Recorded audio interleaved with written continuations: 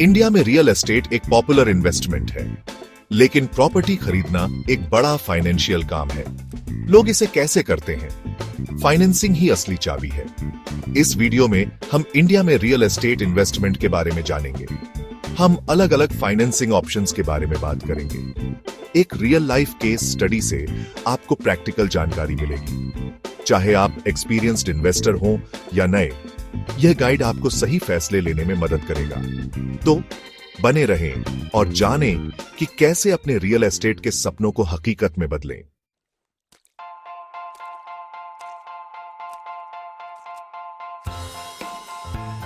Real estate investment की दुनिया में एक ऐसी चीज है जिसे आप देख और छू सकते हैं। स्टॉक्स या बॉन्ड्स के तुलना में आप अपने इन्वेस्टमेंट को फिजिकली देख सकते हैं। यह आपको एक सुरक्षा और कंट्रोल का एहसास देता है। आप एक पक्के मकान, जमीन के एक टुकड़े में इन्वेस्ट कर रहे हैं। यही वजह है कि रियल एस्टेट कई इंडियन इन्वेस्टर्स के लिए एक अच्छा ओन ऑप्शन है। इंडिया में यह फाइनेंशियल तरक्की और सोशल स्टेटस का प्रतीक है। यही सोच रियल एस्टेट इन्वेस्टमेंट से जुड़ी भावनात्मक वैल्यू को बढ़ाती है।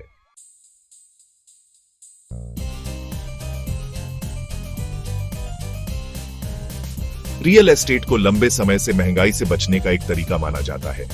जैसे जैसे चीजों और सेवाओं की कीमत बढ़ती है, वैसे वैसे रियल एस्टेट की वैल्यू भी बढ़ती है।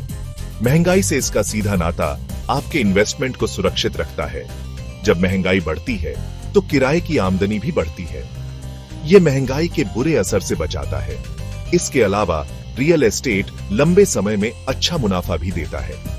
समय के साथ जमीन की कमी और बढ़ती मांग से प्रॉपर्टी की कीमतें बढ़ती हैं। इसीलिए यह इंडिया में एक पॉपुलर चॉइस है।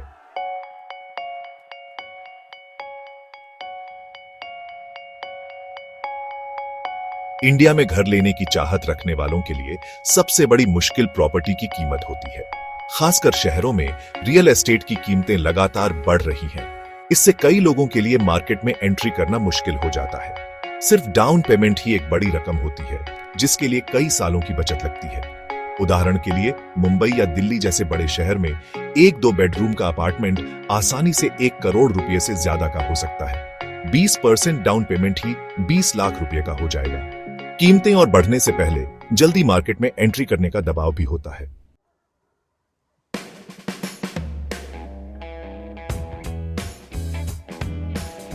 प्रॉपर्टी की कीमत के अलावा कई छिपे हुए खर्चे भी होते हैं जो बायर्स को पता नहीं होते। स्टैंप ड्यूटी, जो प्रॉपर्टी ट्रांजैक्शन पर लगने वाला सरकारी टैक्स है, प्रॉपर्टी वैल्यू का 5 से 8% तक हो सकता है।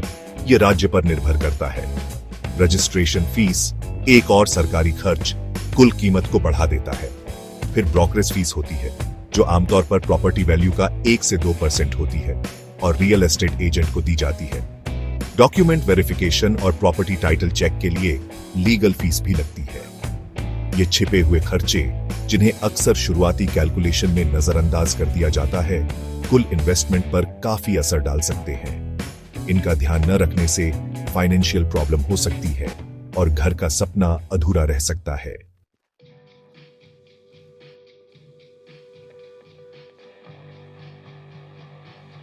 बैंक आपका लोन एप्लीकेशन अप्रूव करने से पहले आपकी क्रेडिट योग्यता का पूरा आकलन करते हैं। इसमें आपकी लोन चुकाने की क्षमता जानने के लिए कई फाइनेंशियल पहलुओं की जांच की जाती है। सबसे जरूरी चीजों में से एक आपका क्रेडिट स्कोर है। यह आपकी क्रेडिट हिस्ट्री, पेमेंट पैटर्न और फाइनेंशियल जिम्मेदारी दिखाता है। बैंक आपकी इनकम स्टेबिलिटी और मौजूदा फाइनेंशियल देनदारियों का भी मूल्यांकन करते हैं। वे आपका डेब्ट टू इनकम रेशियो देखते हैं, जो आपकी मंथली कर्ज की पेमेंट्स की तुलना आपकी ग्रॉस मंथली इनकम से करता है। आपकी एम्प्लॉयमेंट हिस्ट्री और स्टेबिलिटी भी महत्वपूर्ण भूमिका निभाती है। लेंडर्स उन लोगों को पसंद करते हैं जिनकी जॉब हिस्ट्री स्टेबल हो, जो रेगुलर इनकम दिखाता है। बैंक आपके द्वारा दी गई सभी जानकारी को अच्छी तरह से वेरीफाई करेगा।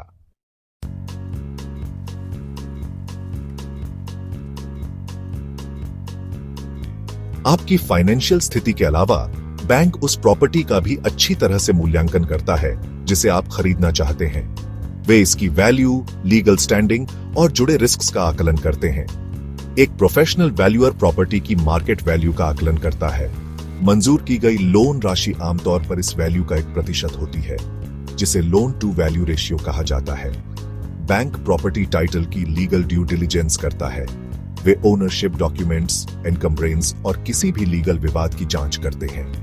प्रॉपर्टी का लोकेशन और टाइप भी बैंक के फैसले को प्रभावित करता है। यह पूरी प्रक्रिया सुनिश्चित करती है कि बैंक आपको फाइनेंशियल सपोर्ट देते हुए अपने रिस्क्स को कम करे।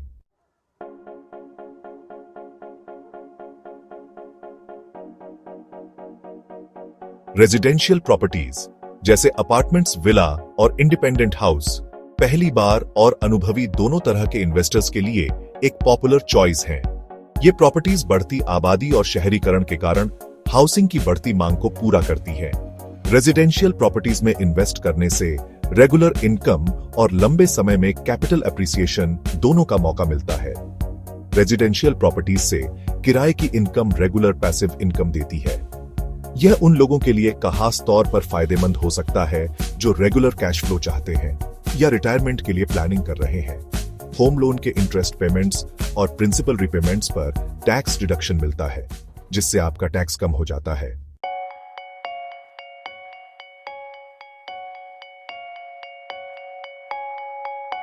कमर्शियल रियल एस्टेट में ऑफिस स्पेस, रिटेल शॉप्स और इंडस्ट्रियल यूनिट्स जैसी कई तरह की प्रॉपर्टीज आती है। ये प्रॉपर्टीज बिजनेस और कमर्शियल कामों के लिए होती है और अलग अलग इन्वेस्टमेंट के मौके देती है। कमर्शियल रियल एस्टेट में इन्वेस्ट करने से रेजिडेंशियल प्रॉपर्टीज के मुकाबले ज्यादा रेंटल रिटर्न मिल सकता है। अच्छी लोकेशन और देखभाल वाली कमर्शियल जगहों के लिए बिजनेस वाले ज्यादा किराया देने को तैयार रहते हैं। इसके अलावा कमर्शियल लीज लंबी अवधि के लिए होते हैं, जिससे इन्वेस्टर्स को इनकम स्टेबिलिटी मिलती है और खाली रहने का रिस्क कम होता है। लंबी अवधि की income stream commercial real estate को उन इन्वेस्टर्स के लिए आकर्षक बनाती है जो रेगुलर रिटर्न चाहते हैं। इस सेगमेंट में जाने से पहले अच्छी तरह से मार्केट रिसर्च और ड्यू डिलिजेंस करना जरूरी है।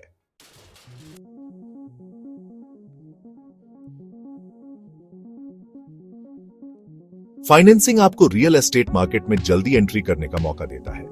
यह आपको कम शुरुआती इन्वेस्टमेंट के साथ प्रॉपर्टी खरीदने की सुविधा देता है, जो आमतौर पर कुल कीमत का एक हिस्सा होता है। ये लीवरेज आपकी खरीदने की क्षमता को बढ़ाता है। पूरी खरीद राशि जमा करने के लिए सालों इंतजार करने के बजाय आप बहुत पहले ही एक प्रॉपर्टी में इक्विटी बनाना शुरू कर सकते हैं। यह एक वैल्यूएबल एसेट के मालिक बनने के आपके सफर की शुरुआत करता है। यह डाइवर्सिफिकेशन रिस्क को कम करता है और रिटर्न को बढ़ा सकता है।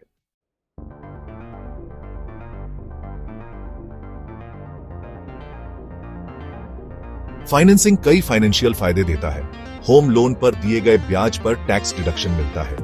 इससे आपकी टैक्सेबल इनकम कम हो जाती है, जिससे लोन के दौरान काफी टैक्स बचत होती है।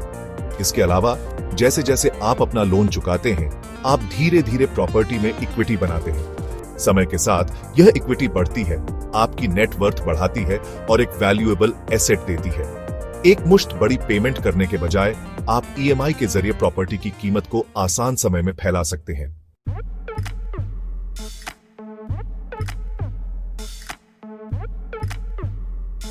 फाइनेंसिंग कई फायदे देता है, लेकिन इससे जुड़े रिस्क्स को जानना भी जरूरी है। सबसे बड़ा रिस्क कर्ज का बोझ है। बड़ा लोन लेने से आपको रेगुलर ईएमआई पेमेंट्स करनी पड़ती है, जो अक्सर कई सालों तक चलती है। ये ईएमआई आपके मंथली बजट पर बोझ डाल सकती है, खासकर अगर नौकरी छूटने या मेडिकल इमरजेंसी जैसी कोई अनहोनी हो जाए। पेमेंट न करने के गंभीर नतीजे हो सकते हैं, जैसे आपका क्रेडिट स्कोर खराब होना और यहां तक कि फोरक्लोजर भी। अगर आपकी प्रॉपर्टी किराए पर है, तो रेगुलर रेंटल इनकम के लिए अच्छे किराएदार ढूंढना और उन्हें बनाए रखना जरूरी है। खाली रहने की अवधि आपकी रीपेमेंट कैपेसिटी को प्रभावित कर सकती है, जिससे आपको अकेले ही ईएमआई का भुगतान करना होगा।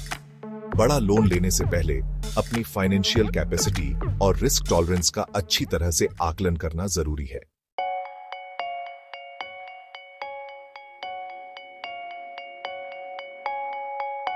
रियल एस्टेट मार्केट स्वाभाविक रूप से चक्रीय होते हैं, जो आर्थिक स्थितियों, सरकारी नीतियों और इन्वेस्टर की भावनाओं से प्रभावित होते हैं।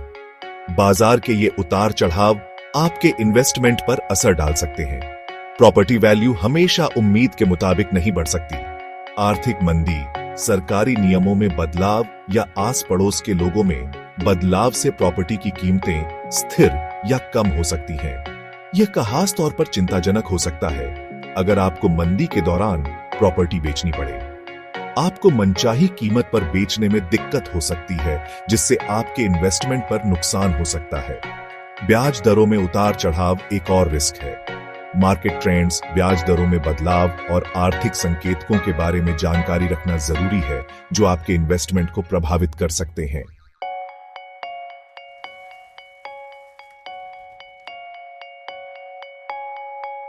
इंडिया में रेजिडेंशियल प्रॉपर्टी खरीदने के लिए होम लोन सबसे आम फाइनेंसिंग ऑप्शन है।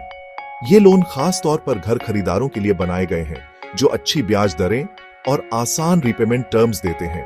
बैंक और फाइनेंशियल इंस्टीट्यूशन अलग अलग जरूरतों और योग्यता के आधार पर कई तरह के होम लोन प्रोडक्ट्स ऑफर करते हैं। ये लोन आमतौर पर प्रॉपर्टी वैल्यू का एक बड़ा हिस्सा कवर करते हैं, 80% तक, या कुछ मामलों में इससे भी ज्यादा। होम लोन पर ब्याज दरें फिक्स्ड या फ्लोटिंग हो सकती हैं, जो आपकी पसंद और मार्केट कंडीशन पर निर्भर करता है। होम लोन के रीपेमेंट टर्म्स 20 से 30 साल तक हो सकते हैं, जिससे आप आसानी से कीमत चुका सकते हैं। होम लोन लेने के लिए आपको लेंडर के योग्यता मानदंडों को पूरा करना होगा, जरूरी डॉक्यूमेंट्स देने होंगे और पूरी क्रेडिट असेसमेंट से गुजरना होगा।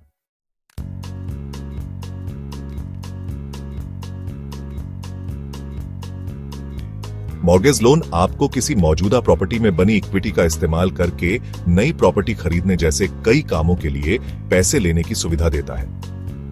मॉर्गेज लोन में आप अपनी मौजूदा प्रॉपर्टी को लेंडर के पास गिरवी रखते हैं। मंजूर की गई लोन राशि प्रॉपर्टी की मार्केट वैल्यू का 1% होती है, आमतौर पर 60 से 70% तक। जब आप अपनी मौजूदा प्रॉपर्टी बेचे बिना नई प्रॉपर्टी खरीदना चाहते हैं, तो मॉर्गेज लोन एक अच्छा फाइनेंसिंग ऑप्शन हो सकता है। यह आपको अपनी मौजूदा संपत्ति की ओनरशिप बनाए रखते हुए काफी पैसे देता है। मॉर्गेज लोन लेने से पहले अपनी फाइनेंशियल स्थिति, रीपेमेंट कैपेसिटी और रिस्क्स का अच्छी तरह से आकलन करना जरूरी है।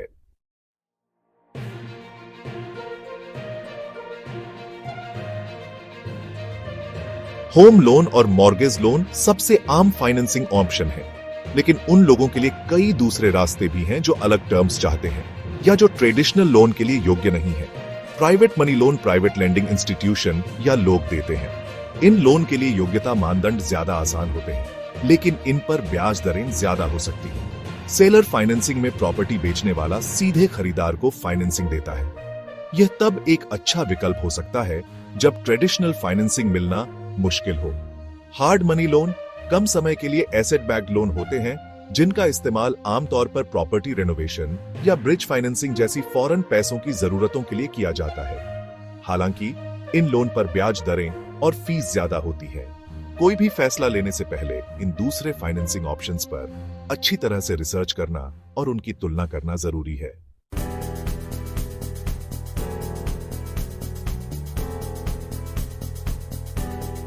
मिलिए राजेश से, जो बेंगलोर में रहने वाले एक 35 साल के आईटी प्रोफेशनल हैं। इंडिया के बिजी टेक हब के कई युवा प्रोफेशनल की तरह राजेश का भी अपना घर होने का सपना था। वह रियल एस्टेट को एक लंबी अवधि के निवेश के रूप में मानते थे। राजेश एक प्रॉपर्टी के डाउन पेमेंट के लिए लगातार पैसे बचा रहे थे। उनकी नजर बेंगलोर के एक अच्छे इलाके में एक बड़े 2 बेडरूम वाले अपार्टमेंट पर थी, लेकिन बेंगलोर में प्रॉपर्टी की कीमतें बहुत ज्यादा थीं। तभी राजेश ने फाइनेंसिंग ऑप्शंस देखने का फैसला किया।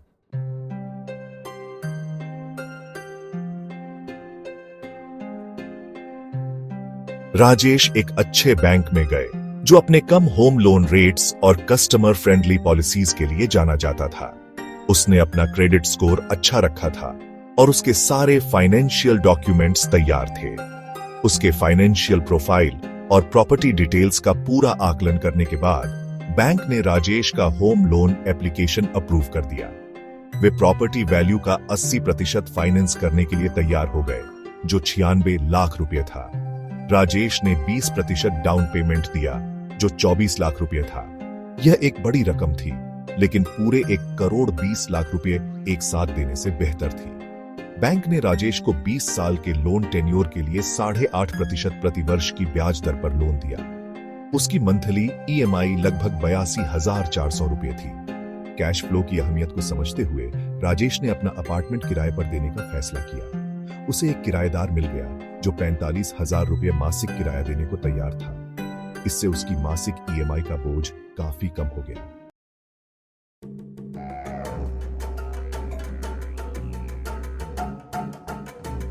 लंबे समय में फाइनेंसिंग का इस्तेमाल करने का राजेश का फैसला बहुत फायदेमंद रहा। होम लोन लेकर वह रियल एस्टेट मार्केट में जल्दी एंट्री कर पाया और एक वैल्यूएबल एसेट में इक्विटी बनाना शुरू कर दिया। सालों तक राजेश ने अपनी ईएमआई नियमित रूप से चुकाई, जिसका एक बड़ा हिस्सा किराए की आमदनी से आता था। उसे होम लोन के ब्याज पर टैक्स डिडक्शन का भी फायदा मिला, जिससे उसका टैक्स और कम हो गया।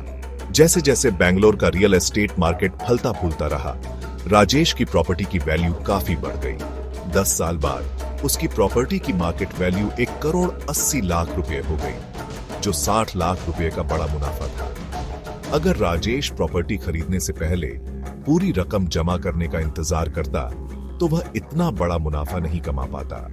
फाइनेंसिंग ने उसे तेजी से बढ़ते रियल एस्टेट मार्केट का फायदा उठाने और उसका फल पाने का मौका दिया।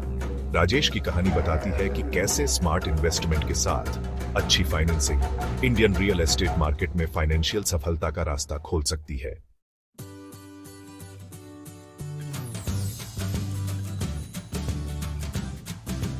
बैंक जाने से पहले कुछ जरूरी तैयारी करनी होती है। यह तैयारी एक आसान, सफल इन्वेस्टमेंट और फाइनेंशियल तनाव के बीच का अंतर हो सकती है। सबसे पहले अपना क्रेडिट स्कोर जानें। यह 3 अंकों का नंबर लेंडर के लिए आपकी फाइनेंशियल जिम्मेदारी का पहला इंप्रेशन होता है। ज्यादा स्कोर से आपको बेहतर लोन टर्म्स मिलते हैं। दूसरा, सबसे अच्छे लोन के लिए अलग अलग जगह देखें। पहले ऑफर पर ही राजी न हो। अलग अलग लेंडर्स के ब्याज दरें, फीस और टर्म्स अलग अलग होते हैं। तुलना करने से आप लोन के दौरान लाखों रुपए बचा सकते हैं। तीसरा, खुद को फाइनेंशियली ज्यादा न बढ़ाएं। एक बड़ी प्रॉपर्टी लेने का मन तो करता है, लेकिन अफोर्डेबिलिटी जरूरी है। ऑनलाइन कैलकुलेटर का इस्तेमाल करके अपनी ईएमआई कैलकुलेट करें और दूसरे खर्चों को भी ध्यान में रखें। आखिर में अपने पेपर वर्क को सही रखें। लेंडर्स हर डॉक्यूमेंट की जांच करते हैं। किसी भी गड़बड़ी से देरी या रिजेक्शन हो सकता है। सही पेपर वर्क से प्रोसेस आसान हो जाता है।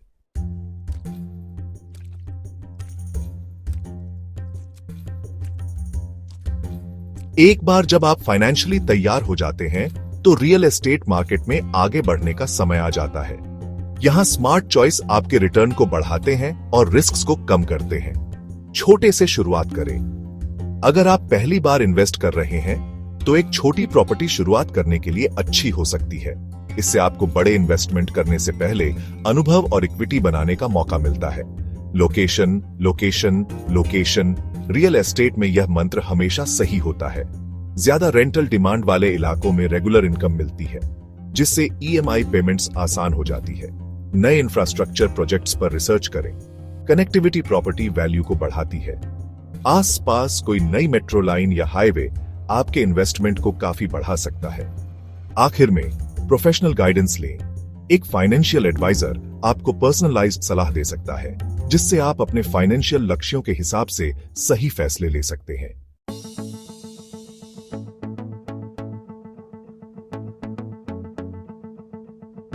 ज्यादा से ज्यादा लोगों के लिए रियल एस्टेट को आसान बनाने में फाइनेंसिंग की अहम भूमिका होती है। यह एक पावरफुल टूल है जो आपको अपने फाइनेंशियल लक्ष्यों को हासिल करने में मदद कर सकता है। अलग अलग फाइनेंसिंग ऑप्शंस को समझकर, अपनी फाइनेंशियल कैपेसिटी का आकलन करके और सही फैसले लेकर आप इंडियन रियल एस्टेट मार्केट में कॉन्फिडेंस के साथ आगे बढ़ सकते हैं। याद रखें, पूरी रिसर्च, अच्छी प्लानिंग और प्रोफेशनल गाइडेंस इस सफर में आपके साथी है। फाइनेंशियल एक्सपर्ट से सलाह लेने में न हिचकिचाएं, जो आपकी जरूरतों और परिस्थितियों के हिसाब से आपको सही जानकारी दे सकते हैं। अब जब आपको यह जानकारी मिल गई है, तो एक्शन लेने का समय आ गया है। रियल एस्टेट मार्केट देखना शुरू करें, इन्वेस्टमेंट के मौकों पर रिसर्च करें और रियल एस्टेट के जरिए अपने फाइनेंशियल फ्यूचर को सुरक्षित करने के लिए पहला कदम बढ़ाएं। हम आपकी आकांक्षाओं के बारे में जानने के लिए उत्सुक हैं। नीचे कमेंट्स में अपने विचार शेयर करें। हमें बताएं कि आप किस शहर में रियल एस्टेट इन्वेस्टमेंट करना चाहते हैं। आइए इस रोमांचक सफर को साथ शुरू करें।